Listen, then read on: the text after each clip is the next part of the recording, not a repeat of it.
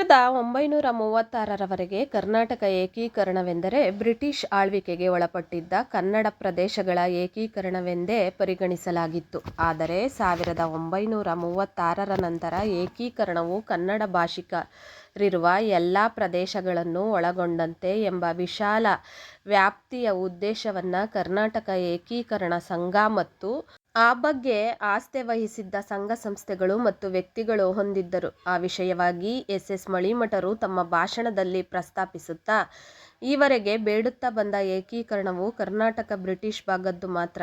ಅಂದರೆ ಮುಂಬೈ ಇಲಾಖೆಯಲ್ಲಿಯ 4 ಕನ್ನಡ ಜಿಲ್ಲೆಗಳು, ಮದ್ರಾಸದ ಇಲಾಖೆಯಲ್ಲಿಯ ಬಳ್ಳಾರಿ, ಮಂಗಳೂರು ಹಾಗೂ ನೀಲಗಿರಿ ಜಿಲ್ಲೆಗಳು ಮತ್ತು ಕೊಡಗು ಪ್ರಾಂತ ಇವುಗಳನ್ನು ಕೂಡಿಸಿ ಒಂದು ಪ್ರಾಂತ ಮಾಡಿದರೆ ಸಾಕೆಂದು ಯತ್ನ ಹೂಡಿತ್ತು.